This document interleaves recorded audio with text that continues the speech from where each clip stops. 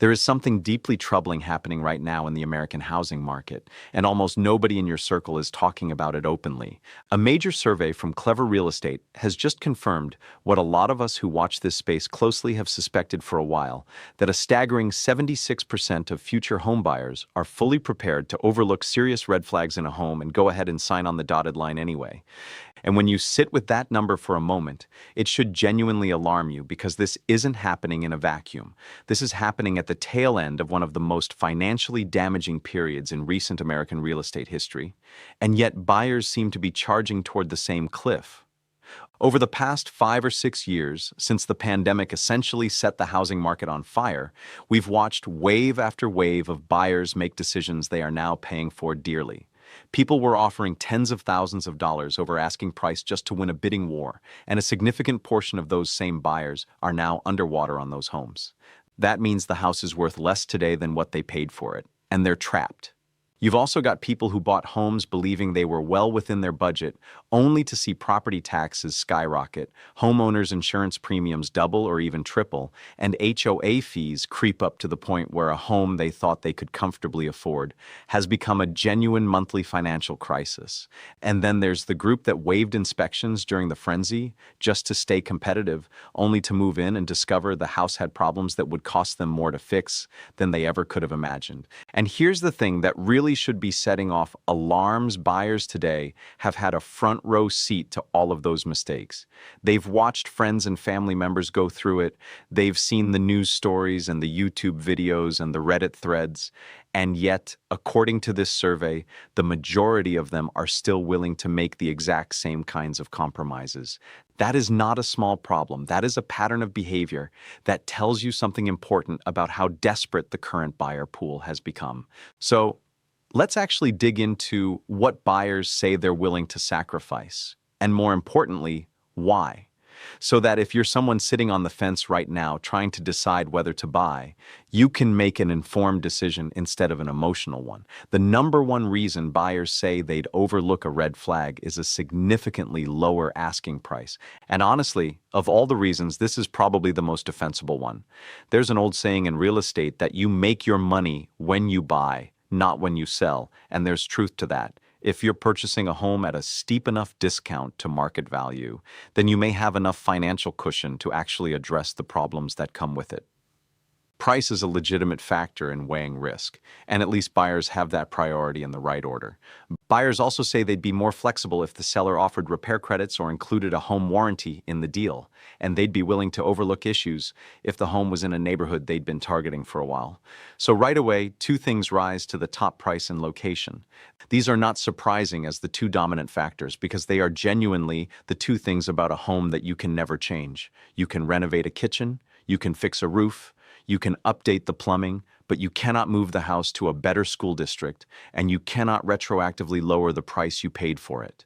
So at least the hierarchy of priorities makes sense on the surface. But here is where the story starts to get more complicated. According to the same report, 42% of future buyers openly admit that their expectations are higher than what they can realistically afford. Now think about that. Nearly half of all prospective buyers know going in that they're probably going to have to settle. And the median home price sitting around $405,000, right up against the fact that 63% of buyers say the most they can spend is under $400,000, tells you everything you need to know about the disconnect between supply, demand, and real purchasing power. In reality, only about 1 in 4 Americans can actually afford the current housing stock in this country. That is a structural problem, and no amount of buyer desperation changes the math. What makes this even more unsettling is that 48% of buyers say they would continue lowering their standards if home prices keep rising. And 55% say they would give up their entire wish list of non-negotiables if a home simply fit their budget. Read that again. More than half of buyers are willing to throw out everything they said they wanted in a home the moment they find something they can technically afford. And I want you to ask yourself a serious question before you ever get to that point. What is the actual point of buying a house you fundamentally don't want just because you can scrape together enough money to get the mortgage approved? There is no version of that story that ends particularly well. Now here is where things go from uncomfortable to genuinely frightening. When you look at what specific problems buyers say they're willing to ignore during the inspection process, the numbers are hard to believe. 57% say they would still buy a home even if the inspection came back with plumbing issues, drainage problems, or water pressure failures. Another 57% would go through with the purchase despite evidence of pests in the house. 54% would buy with known electrical problems.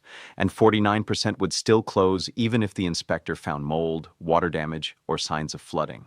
These are not minor cosmetic issues. These are not things you can fix with a weekend trip to the hardware store. Plumbing overhauls, electrical system replacements, mold remediation, these are 4- and 5-figure repair bills that have broken the budgets of homeowners who thought they had everything under control. And look, if you're getting a house at $150,000 or $200,000 below its actual market value because of these issues, then maybe the math works out in your favor. That's a conversation worth having with a licensed contractor and a real estate attorney before you sign anything. But the problem is that most buyers in this situation are not getting that kind of deal. They're maybe getting a $10,000 price reduction on a home with $80,000 worth of deferred maintenance, and they're telling themselves they'll figure out the rest later. Later has a way of becoming right now very quickly once you're the owner. If the electrical panel is a fire hazard, you are not pushing that repair until next spring. If the main sewer line is backing up, you are not waiting until things settle down financially. These problems have their own timelines, and they don't care about yours. 45% of buyers in this survey said they would still buy a home, even if it had major structural issues involving the roof or the foundation. Now, the roof, while expensive, is one of the more correctable structural problems a home can have. Foundation issues are a different animal entirely. Foundation repairs can run anywhere from a few $1,000s to well over $100,000 depending on the severity, and some foundation problems are simply not fixable in any cost-effective way. Before you ever agree to purchase a home with a flagged foundation, you need to get 2 or 3 independent structural engineers out to give you written estimates.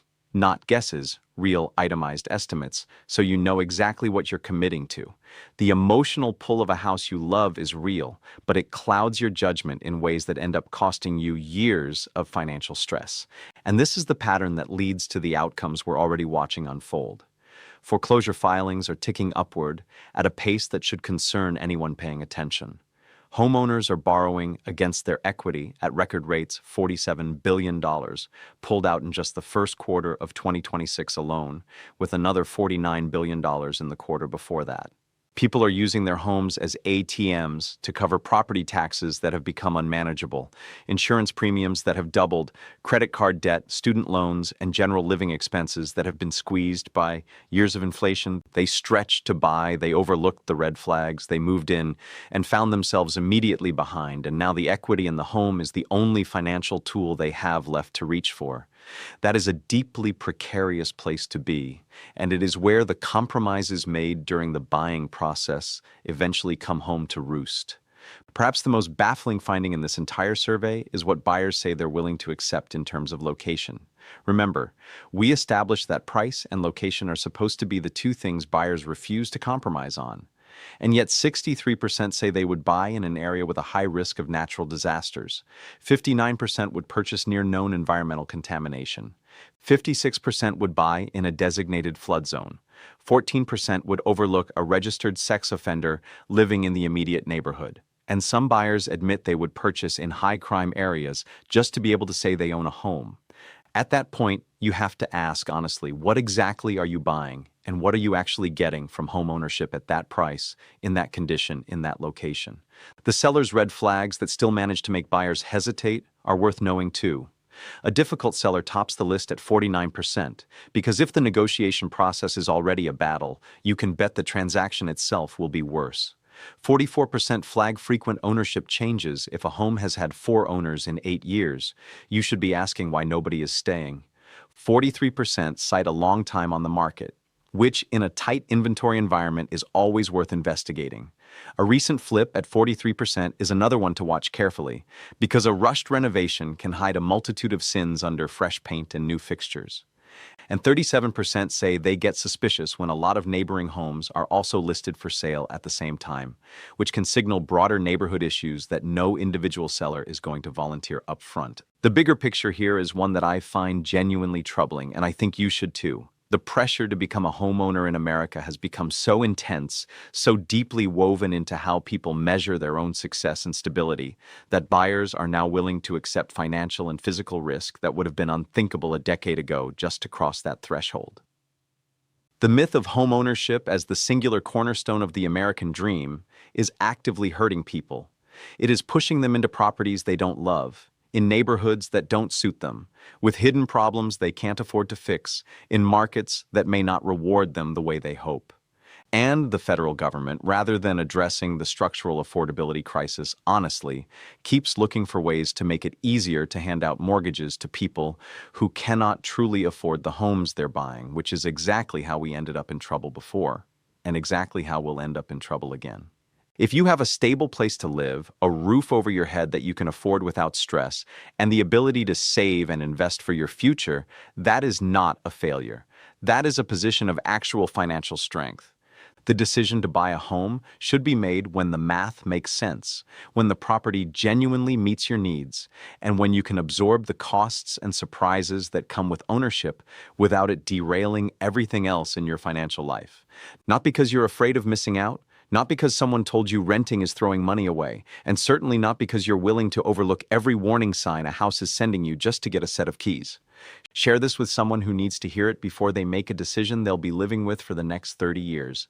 And if this gave you something to think about, make sure you're subscribed because there is a lot more of this kind of content coming. And if you can't wait for the next one, I've got another video right up on the screen that I think you'll find just as valuable. I'll see you there.